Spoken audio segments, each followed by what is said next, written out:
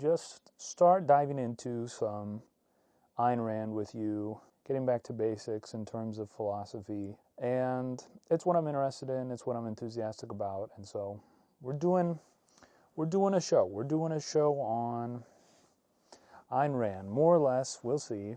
She died, I believe, in the late 1970s. I read her. I have a hard time remembering the first time that I read her, but the first book of hers that I read was A Romantic Manifesto.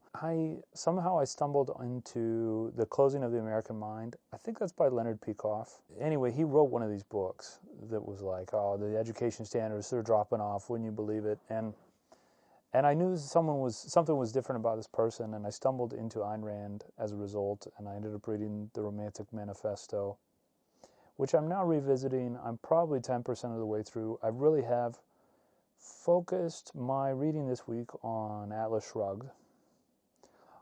And I first read Atlas Shrugged when I was 24 or 25. So I believe I read The Fountainhead first, because I had the advice given to me that you should read The Fountainhead first.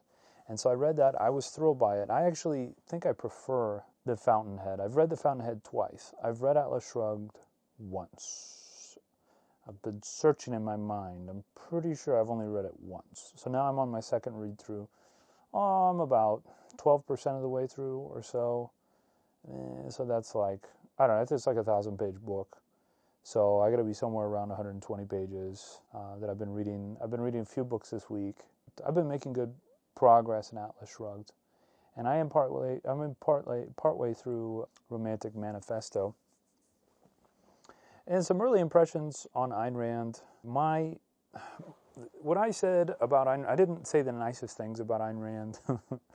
And so first impressions, there's no children in her books. There's no children in her books, and this is a little disconcerting. And I've known some objectivists, and they're all about everybody else's children.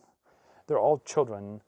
There's all these scenes. Well, there's a few scenes so far with Hank Rearden and Dagny Taggart, and the other people. She's funny. Ayn Rand's she's kind of a character. Like she's such a stalwart, and she's so serious, and she needs to let you know in the writing. And so Hank Rearden and Dagny Taggart are kind of like the adults in the room. Oh, we're the adults in the room, and all these people, they're apes, and they're all just socialists with their relativism, and that's funny. I appreciate it, and for being such adults, like they're not, because they don't have kids.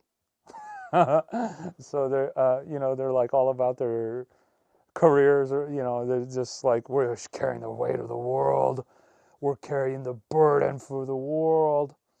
A lot of people are this way, doing this these days. It's not for me, and but it's very funny. Like, oh, they're such adults. Ayn Rand knows what maturity is, but these people are childless. So they don't have a lot of the markers of maturity that parents come to have. Infinite patience. I mean, your patience goes up every year. The ability to convey, well, she's got this. She's got this. I think the ability to convey difficult topics at an easy level, at an easy to parse level. Because remember, kids are pretty low IQ. Kids, their IQs go up. I think they get to what their adult IQ is going to be by like a late age 11 or age 13, but it takes them a while to rev up. And so I think also she does that pretty well.